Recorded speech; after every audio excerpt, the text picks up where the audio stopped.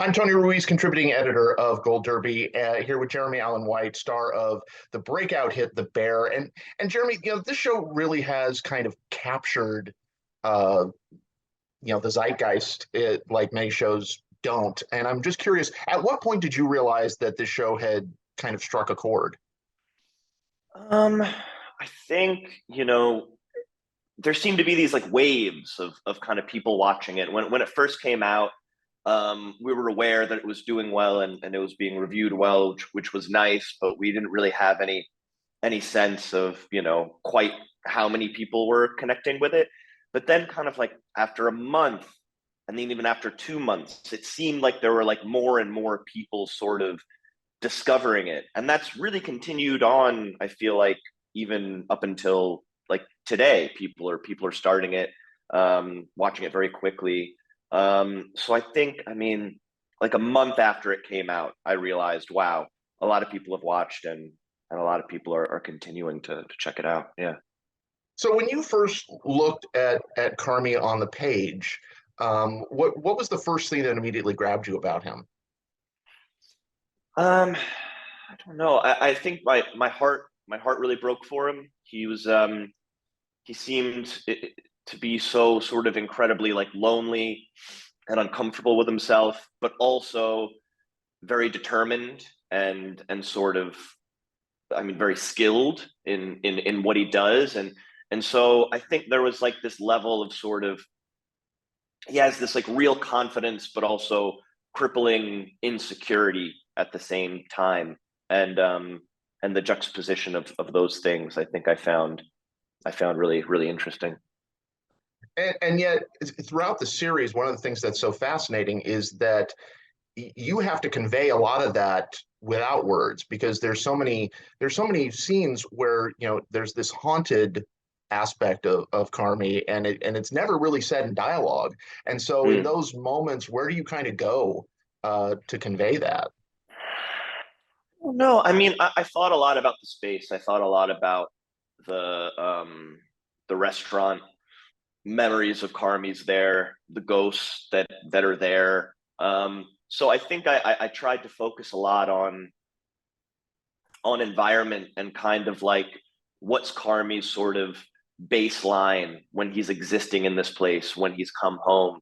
And I think it's an incredibly uncomfortable space for him to sit in. And I think when you meet him, and start the show, you're not quite sure why he's there and why he's doing what he's doing, because I think, or what I wanted to convey, is just how sort of uncomfortable and troubled he is, by his environment. And I think, yeah, the key to that was kind of like trying to build memories of him kind of like growing up and going there, a lot of memories of him and his brother, and sort of like creating a world before the world that everybody's seen. It's why one of the most, I think, important scenes is just the scene. I think it's in the first or second episode, where he's just kind of at home by himself. He's not really even cooking for himself. He's just making, No. garbage food, and just kind of, he's like one with the couch. Yes. I feel like that scene was so important to convey that. Yeah, yeah. I mean, that's so it's not true of obviously all chefs or line cooks or service folks, but there is this kind of like through line in the research that I've done, and what Chris Storer knows and Maddie knows and Courtney Storer knows, who are all these industry folks. It's incredibly difficult. I think there's like, you get a real adrenaline rush from working in the back of house, and then there is this really big kind of like letdown afterwards, where you're really kind of like shocked and exhausted. And I'd be surprised if you can find many chefs that are working 12, 14-hour days, and then they go home and they prepare themselves something like nutritious and thoughtful, when they get home. I think it's a lot of fast food when these guys get home.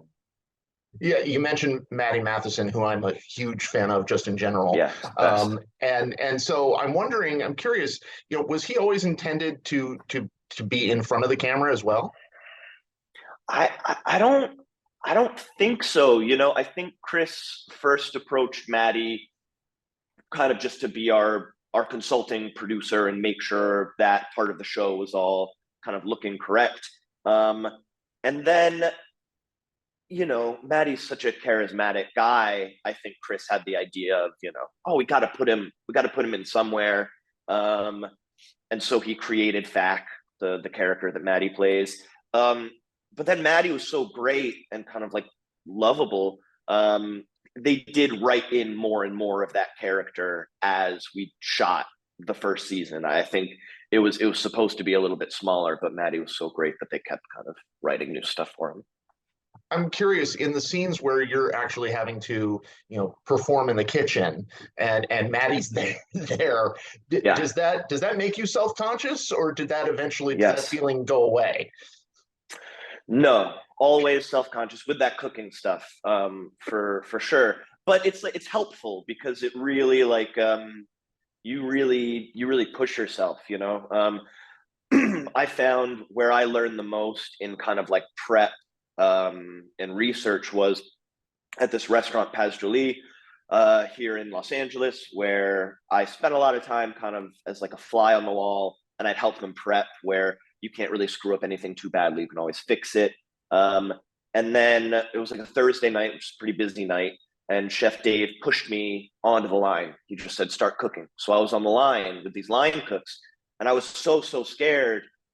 But that anxiety really fuels decision making. And I probably learned the most and got the most confident through kind of like getting shoved into an uncomfortable position. So I think having Maddie there, um, I felt like I had to show up, I had to impress, I had to at least behave confidently. And I think that worked obviously for Carmi, That who's kind confident in of the kitchen. that kind of preparation. Now, going into season two, did you continue that kind of practice and preparation? Not as much. From what I understand, I won't be doing as much sort of cooking in season two. So Joanna and Chris, I think I'm probably going to go to Paz Julie in January and just do kind of like a refresher. But they said I don't have to like drive myself as crazy as I might have before the first season. Um, but it's something I want to do. I mean, I like spending time in these places. I like all the people that work there. Um, and I like learning about this craft almost no matter what at this point. It's a nice it's a nice world that I've been kind of invited into, and I'm still curious about it. So I'll definitely go back to some kitchens before we start. Yeah. It reminds me, when I was in college, I worked at a very early version of Grubhub. That I Sure. won't belabor the story, but what I found so fascinating was a lot of these restaurants that I had been to, that the kitchen atmosphere was completely different than what you think it might be. What's presented, What's sort of. presented, Yeah. yeah, it's so different. So I'm curious, what was the biggest surprise for you in doing the research for it? I think what was shocking to me is, I was working in some, I mean, really amazing restaurants, Michelin star places, um, where they have everything together and they're making a lot of money, but you'd be shocked at sort of like just how much success is necessary to be in a place of like of real ease at a restaurant. I think I just started looking at restaurants really like miracles. Like it's such a difficult and competitive world to enter. It's the food, but it's also environment, and it's the service, and there's so many things, and there's always new restaurants being opened, and there's so many talented chefs, and especially in cities like Los Angeles, Chicago, New York, it's just it's competitive. It's difficult. I was taken aback by just how hard everybody has to work, I think. I One of the things that I think makes the show so successful is that those kitchen scenes are so electric in Mm. how they're shot. And so I'm curious, how much rehearsal goes into those scenes? Because it looks like it has to be so finely choreographed. Yeah, we so for the pilot, there was one particular scene. I think it was when everybody kind of meets Richie for the first time. I'm doing a lot of cooking. Io's cooking. There's a lot of shouting. There's a lot of movement, and we rehearsed that quite a lot. I remember, which was important because we were all kind of figuring it out for the first time together, like the rhythm of it all. Um, but then after that, everybody kind of, you know, each of us have our stations. Our characters have their stations. That's where they work. That's where they prep. So it became kind of easy. I always knew sort of where I'd be. I'd be at the pass or I'd be at my station doing prep. Um, the movement became very, very natural for everybody. So by the time we were in episode 3 or 4, we could all do it fairly quickly. There wasn't that much rehearsal, save for the seventh episode, which of course we did a tremendous amount of rehearsal and like camera rehearsal for, because it was necessary. It was called for.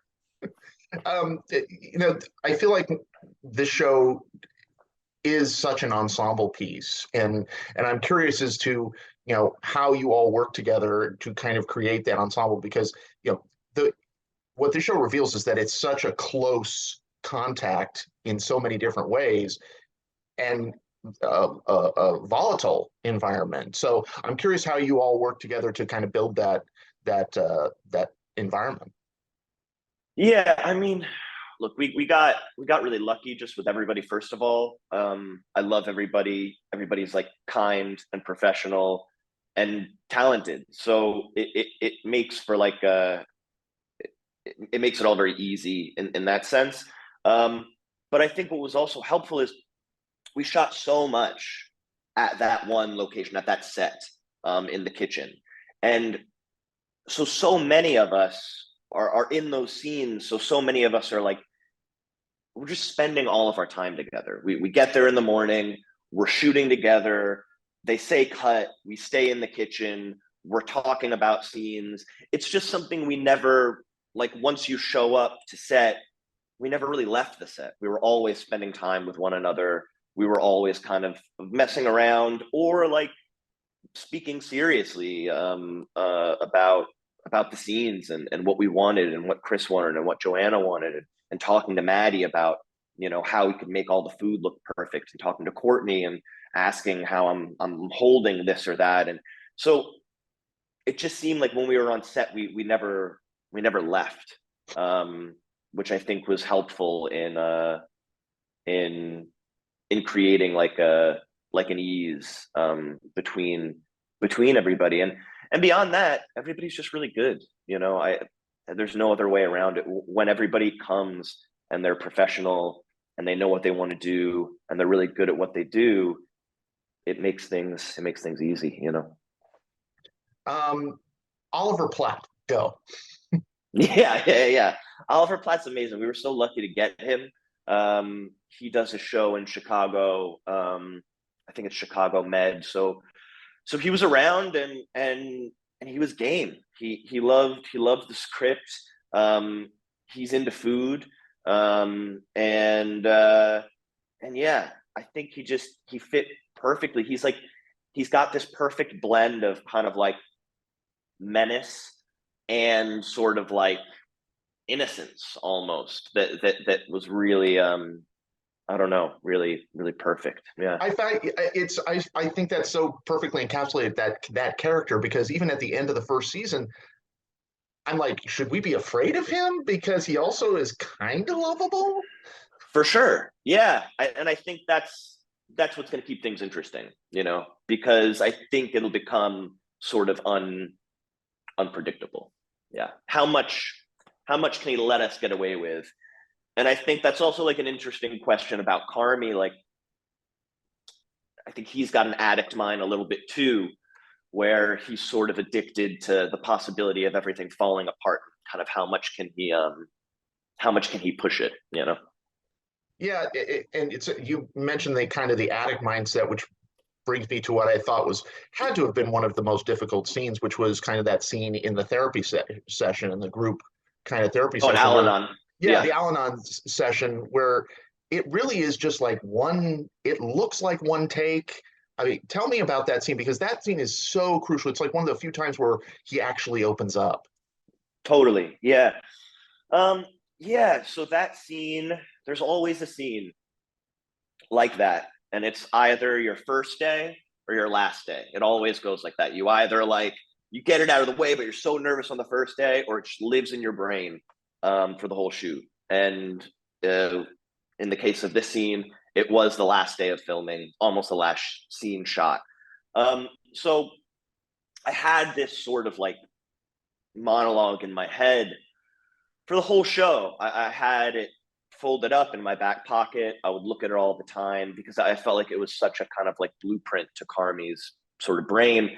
But then I knew it was really important to deliver it in a way that was sort of like Carmi like making these discoveries. Like Carmi's not a not a vocal person, not a great communicator, and so I felt like it was important that while maybe he's thought about these things, he's really coming to realizations as he's kind of speaking to the group, speaking to himself. Um, and so it was like a tough balance to find because obviously it's a lot of words to memorize. But I didn't want to get it too cold. I didn't want it to be like on the tip of my tongue every next word. Um, so yeah, it was kind of a difficult balance. And then yeah, they shot it in one take, but they did not tell me that, which I'm grateful for. I think if Chris had told me that we were going to try to do it in one, I would have gotten in my head. We shot it very traditionally with kind of like a wide and another shot like looking at the group, at the Al-Anon group, and then like a close up. And I think they ended up using like 45 seconds of a kind of wider shot of me. And then the rest of the scene is just played out in my close up for about 6 minutes or so. Yeah. Oh man. I like that you didn't. I've never heard anybody say that they didn't want to know it too well. Like you didn't want it to be rote. Yeah, it's important, and it's hard because when you have that many words, there's nothing scarier than like having to perform that and the possibility of you going up on your, I mean, it's the worst. But yeah, I think because I had it for so long and I was kind of looking at it a little bit every day without trying to memorize it, but just like getting really familiar with it, it became a really natural like memorization process in which I felt like I was just like picking things up as I went along. And then I read it a couple times the night before, just alone to myself, sort of. And I think it worked. I think the way I wanted it to. Yeah. Is Carmi is Carmi in a different place at the end of the season? Is he, or is there still more kind of healing that he needs to do? I think there's definitely more healing he needs to do. But I would say he's in a different place. I think a lot about that kind of the way that the first season ended, which I haven't really talked to Chris that much about, but it was kind of last minute that we had this big family meal at the end, where everybody's there. Abby Elliott's there, and Marcus's roommates there. And in my head, I was like, why are all these people coming to this dinner? It doesn't make any sense. Well, like, how would they know to come here? And I was just overthinking it in this like very like technical and like realistic way. And then when I watched it, I realized it's a feeling, right? It's like the show started with a dream sequence of Carmi alone walking down a bridge, finding a bear, and it ends with this like really beautiful um dinner or lunch family meal with like laughter and the sun shining through and his brother's still there and you can tell he's proud of him.